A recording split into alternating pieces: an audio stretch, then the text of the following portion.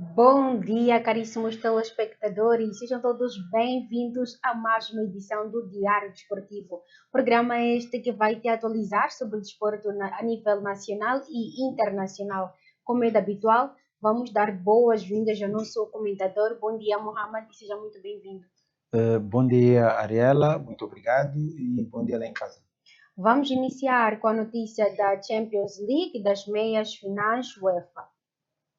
Após uma fase de quartos de final eletrizante, as meias finais masculinas ficaram oficialmente definidas.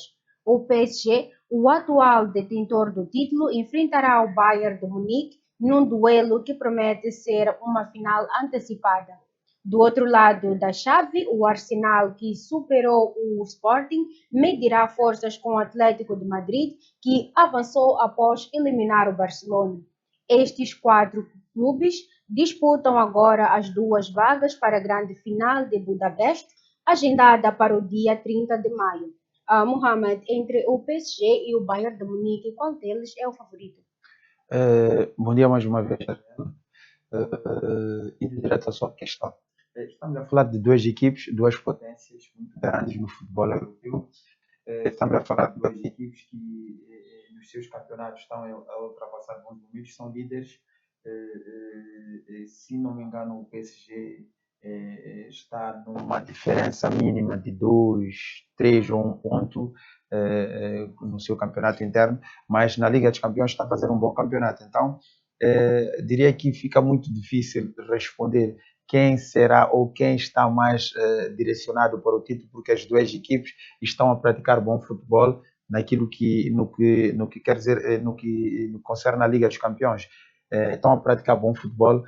As duas equipes conseguiram ultrapassar os seus adversários, tirando o Bayern de Munique, que teve uma pequena dificuldade, mas conseguiu ultrapassar de uma maneira em que mostrou que está mesmo bem encaminhado para a conquista deste grande troféu que é a Liga dos Campeões.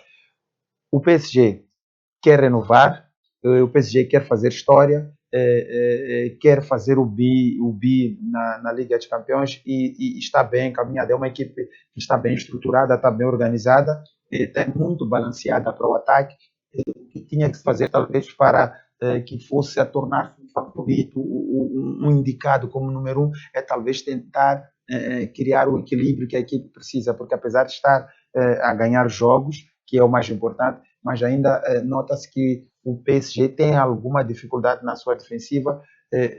Se não é notório ainda, somente é porque talvez não encontrou uma equipe que possa lhe fazer tremer ou sentir essa deficiência que, nos olhos de muitos analistas, existe, que é a falta de equilíbrio defensivo. Agora, o Bayern de Munique é uma equipe muito bem estruturada, muito bem organizada, muito bem equilibrada. O Bayern de Munique é uma equipe que não joga com nomes, o Bayern de Munique joga em equipe, e isso é muito bom para todas as equipes, para todo o grupo.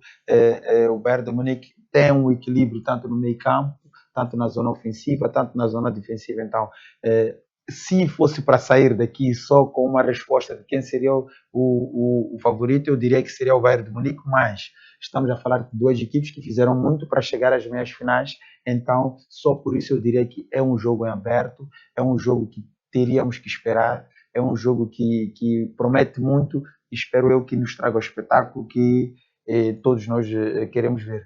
A ausência de equipas como o Real Madrid e o Manchester City nestas meias finais indica uma mudança real na hierarquia do futebol europeu ou foi apenas uma consequência das eliminatórias atípicas? Claramente que indica que é uma estamos a viver, vamos vivenciar essas mudanças por muito mais tempo. Este formato da Liga dos Campeões veio permitir isso, que houvesse mais jogos, houvesse mais derbys, houvesse mais clássicos e equipes mesmo grandes pudessem cruzar logo na primeira fase ou na fase seguinte, na fase eliminar, e criasse esse tipo de situação em que grandes equipes pudessem sair e as pequenas ou as equipes médias pudessem ficar. Então, dizer que também, por outro lado, é uma resposta naquilo que vem tido a ser a evolução do futebol. O futebol não é uma coisa constante, o futebol não parou no tempo. Quem parou no tempo, desculpa, mas com quem está a evoluir, quem está a trabalhar para evoluir, nota-se aqui, e que são essas equipes que estão na fase final. As equipes trabalharam, as equipes reforçaram, outras não reforçaram, mantiveram o seu elenco, isso que acaba também, de um certo modo, fortificando aquilo que é a conexão no termo equipe, que é o caso do PSG. Então, o que quero mesmo dizer é que isso é resultado de evolução do futebol, é resultado do esforço que as estruturas, que a parte administrativa que cada equipe tem feito, tem investido muito em bons jogadores e o resultado é esse. Agora o que acontece é que já não temos jogos leves, já não temos equipes fracas, temos todas as equipes que estão a tentar andar de igualdade e o resultado acaba sendo esse. O Arsenal, sendo o único representante inglês restante, será que conseguirá lidar com a pressão de ser o favorito emocional para finalmente conquistar a sua primeira Champions League? É muita responsabilidade que carrega o Arsenal, sim. Muitas equipes inglesas acabaram ficando pelo caminho e temos só o Arsenal. Então, é muita responsabilidade, é muita pressão que carrega, principalmente porque por estar ainda a lutar também pela Premier League, um troféu também que já lhes foge há muito tempo. Então, se formos a ver, podemos dizer sim que o Arsenal acaba estando sobre muita pressão, porque é o campeonato inglês, é a Champions League, e todas essas taças fogem ao Arsenal por muito tempo. Então, o Arsenal precisa concentrar-se, precisa sentar, precisa planificar, precisa desenhar bem as estratégias para que consiga chegar ao final com bons resultados nas duas frentes. Espero eu mesmo, mesmo não sendo do Arsenal, espero que o Arsenal consiga conquistar uma das duas taças, porque pelo trabalho que tem feito durante muitos anos, é uma equipe que acaba merecendo. E tu, caríssimo telespectador, coloca aí nos comentários para qual das equipas tu estás a torcer. Vamos agora continuar com as atualizações, falando agora da Liga Europa, onde o Nottingham garante vaga nas semifinais. O Nottingham Forest venceu o Porto por 1-0 no jogo da segunda mão dos quartos de final da Liga Europa, garantindo a qualificação com um agregado de 2-1. O Porto ainda tentou reagir, mas encontrou dificuldades agravadas por um cartão vermelho que condicionou a equipa. Com este resultado, o Forest segue em frente na competição enquanto o Porto é eliminado. Mohamed, o que falhou na estratégia do Porto para não conseguir reverter este resultado? Infelizmente, o Porto ontem esteve num dia, podemos dizer, foi um dia de azar mesmo, logo aos 8 minutos. O Bentenarek teve uma entrada que o árbitro entendeu que deveria penalizar com cartão vermelho, o que acabou condicionado aquilo que foi o jogo todo, a estratégia inicial trazida pelo Farioli para o jogo, acabou toda indo para água abaixo e infelizmente o Porto não conseguiu se encontrar, não conseguiu jogar com o elemento menos um e fazer diferente. A equipe do Nottingham, como eu havia dito noutra edição, iria entrar a pressionar, iria entrar com a vantagem do fator casa, os adeptos, todo aquele clima que estava contra a equipe de futebol do Porto ontem jogou e pior ainda com logo o cartão nos primeiros minutos que acabou condicionado o jogo todo. O Porto ainda tentou ir atrás, teve 2 bolas à trave, mas infelizmente não conseguiu concretizar e viu-se no que viu. O Porto acabou ficando pelo caminho. Acredito eu que a equipe do Porto sai eliminada, mas não sai de cabeça para baixo, sai com a sensação de dever cumprido. Infelizmente não foi não era esse o objetivo, mas aconteceu. E assim sendo, Mohamed, será que o Nottingham mostrou qualidade suficiente para ser candidato ao título? Acredito, eu sou da teoria que toda equipe que chega onde chega e na fase onde o Nottingham chegou acaba sendo candidato, porque senão não estaria lá. Se não fosse o Nottingham, seria o Porto, e o Porto que estaria apontado como um dos candidatos. Nottingham acaba sim sendo um dos candidatos, porque chegou lá, se chegou, trabalhou, não foi por ajuda de ninguém, foi por mérito próprio. Então, dizer que é um candidato, sim, é uma equipe que tem algo a dizer e iremos ver na fase da eliminação seguinte. E até que ponto o cartão vermelho influenciou no desempenho do Porto no jogo? Pronto, como disse, acabou influenciando, estragando todo, deixando abaixo todo aquilo que foi a estratégia montada inicialmente. Todo treinador tem um plano B, sim, mas há planos B que não estão contados no minuto inicial. Então, logo no início do jogo, o Bentenarek vê um cartão vermelho e a equipe do Porto não conseguiu mentalmente reestruturar-se para aguentar aquela pressão. Um cartão vermelho aos 8 minutos, temos ainda 80, isso quer dizer que ainda tínhamos 82 minutos, 80 minutos por jogar, com menos um jogador, é muita pressão para uma equipe e nessa fase eliminar, nessas competições importantes, isso conta muito. Vamos agora falar do Lionel Messi, do novo projeto da Catalunha. O Lionel Messi expandiu os seus horizontes de negócio ao comprar 100% da UE Cornella, clube da terceira RFEF. O objetivo do astro argentino é transformar o clube numa academia de elite para a detecção e formação de jovens talentos na Catalunha, aproveitando a infraestrutura já existente e a localização estratégica próxima do Barcelona. Muhammad, poderá a UE Cornella tornar-se uma sucursal de talentos para grandes clubes europeus sobre a gestão do Messi? Eu acredito que sim. Ao meu pensar, ao meu ver, foi mesmo uma jogada muito estratégica. O Cornellà não é uma equipe qualquer, é uma equipe da Catalunha, o que acaba reforçando o sentimento de amor e paixão que o Messi tem pela cidade de Catalunha. É uma equipe que tem um histórico de formar alguns bons jogadores, como o Raya, o próprio Jordi Alba, e os outros mais que já vieram desta equipe. Então, creio sim que irá continuar a ser aquilo que é um cesto onde as grandes equipes irão lá procurar ou tirar alguns jovens talentos para as suas equipes. E de que forma este investimento impacta a relação histórica e emocional do Messi com o Barcelona?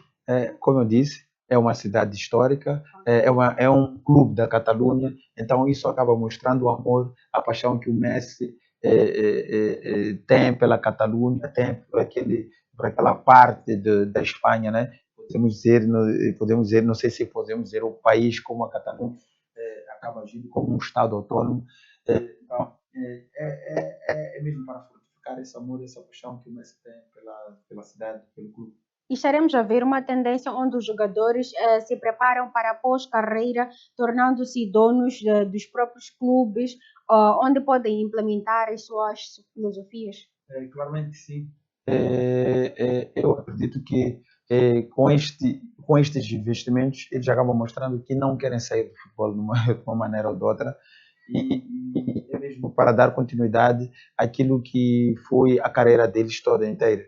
É um evento que muitos jogadores atualmente têm feito, já há muito tempo faziam, mas talvez houve um momento de pausa, mas agora é um investimento que está a ser, parece que está a dar de falar. Tanto o Neymar, vimos há pouco tempo o Sérgio Ramos, que adquiriu uma parte do Sevilha, o próprio Cristiano Ronaldo, que também tem um clube na própria Espanha, o Almeria, que limita na segunda divisão, e agora o Messi. E existem mais outros também, como Daniel Alves, existem mais outros jogadores que têm outros clubes que parece que esta tem vindo a ser a moda, que é, pronto, como estamos já retirados do futebol, retiramos do futebol, mas ainda continuamos ligados ao futebol. Creio que é essa maneira que eles acabaram achando como um modo de contribuir ainda ou estar dentro do futebol. E vamos entrar agora para o mercado de transferências, falando da possível sucessão no comando técnico do Real Madrid.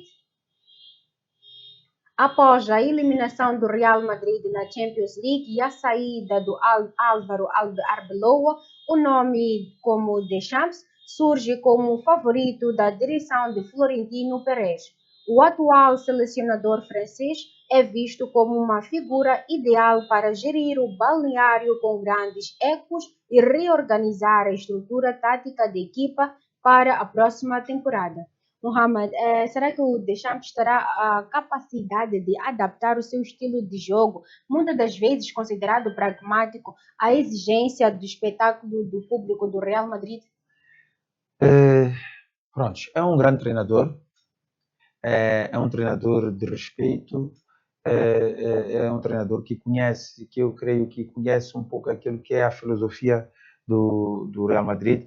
Seria uma boa escolha, sim, mas ao meu ver, ao meu parecer, eu estaria por um treinador mais de braço, um treinador talvez mais antigo, não digo que o Deschamps não é antigo, um treinador que conhece aquilo que não só a filosofia, mas como funciona a estrutura, a hierarquia do Real Madrid. Isso sim que iria talvez ajudar o Real Madrid primeiramente a talvez matar e retirar aquele espírito ou que tem se vivido muito no balneário do Real Madrid, porque o que acontece no Real Madrid pode até parecer que é uma situação ou um problema de treinadores, mas no fundo, podemos notar que o que está a passar lá é apenas problemas dos jogadores.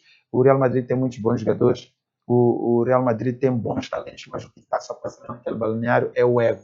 Então, o que tem acontecido são treinadores que vão para lá, são treinadores que não têm uma certa pujança, não têm um certo braço capaz de bater de frente com esses jogadores. Tirando o Ancelotti, para mim, nenhum outro treinador que veio lá conseguiu colocar os jogadores no seu devido lugar. Então, por mim, deveriam talvez apostar por um treinador com essas características. Primeiramente, um comandante, depois, um pai de família e, por terceiro, um treinador que a própria estrutura permitisse, dessa autonomia, que ele pudesse passar a informação que naquele balneário que manda é o treinador e não os jogadores, porque o Real Madrid o que tem parecido parece ser mais uma equipe que quem manda são os jogadores e não os treinadores.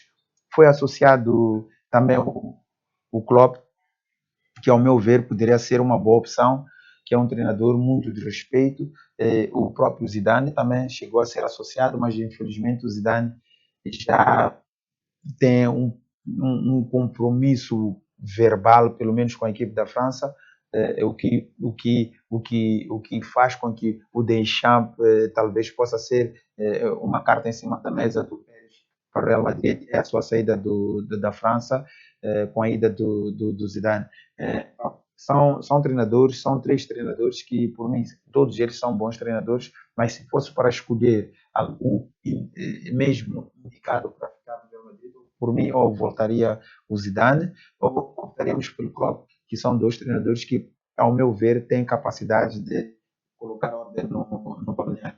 E caso o Florentino fique com o Deschamps, como é que vai ficar a situação com o Kylian Mbappé, com a chegada desse treinador que já conhece profundamente através da seleção francesa? Acredito que iriam fazer um bom trabalho, como todos sabemos, já conhecem, já trabalham juntos na seleção. Seria mesmo uma continuação daquele trabalho que a França está fazendo, mas teríamos que ter atenção que talvez, por serem compatriotas, camaradas, talvez aí poderíamos continuar nesse problema que o Real Madrid está a ter, problemas do balneário, porque o Deschamps recentemente entregou a braçadeira, não recentemente, mas entregou a braçadeira da seleção ao Mbappé. Então, dizer que não sabemos, o que temos a certeza é o nível de relação que existe entre o Mbappé e o Deschamps, é uma relação muito boa, é uma relação de compatriotas e acredito eu que não seria muito bom que o Deschamps chegasse lá e com esta relação boa, é boa sim para o bom estar, para a boa saúde do balneário, mas pode não vir a ser lá muito boa para aquilo que o que é capaz do Deschamps tornar um Mbappé. É capaz talvez é possível que o Deschamps entregue todas as cartas ao Mbappé e o Mbappé saia de lá como talvez o capitão, algo que eu acredito que não sairia muito bem no Real Madrid. Será que esta é a altura para o Deschamps abandonar o projeto da seleção francesa para regressar ao futebol de clubes? Não diria que sim, não diria que não, porque é uma, é uma, é uma decisão muito pessoal. Eu espantei-me muito quando vi que o Deschamps ia abandonar a seleção francesa. Perguntei-me, mas por que? Se está a fazer um bom trabalho. Mas só os dirigentes sabem e um treinador que está a fazer um bom trabalho, que está a criar um bom projeto, é a sua, anunciado a sua saída, acredito que a sua decisão tenha pesado mais e tenha, talvez, por ele tenha chegado, na sua opinião, por ele tenha chegado ao momento de abandonar e talvez seguir em outros caminhos, talvez por isso que foi anunciada a sua saída e talvez por isso que possa vir a segurar o cargo do Real Madrid. Estamos mesmo na reta final do nosso programa. Últimas considerações? Agradecer, como sempre, a presença cá no programa, mandar os habituais cumprimentos para a turma de Ciências do Desporto, Faculdade de Chile, UEM, para todos os adeptos do futebol, desejar uma boa sorte para os clubes que irão jogar este final de semana. Prometo voltar cá mais vezes. E é dessa forma, caríssimo, que colocamos um ponto final à edição de hoje e continue a acompanhar a restante programação do canal Mais Desporto TV. E até lá!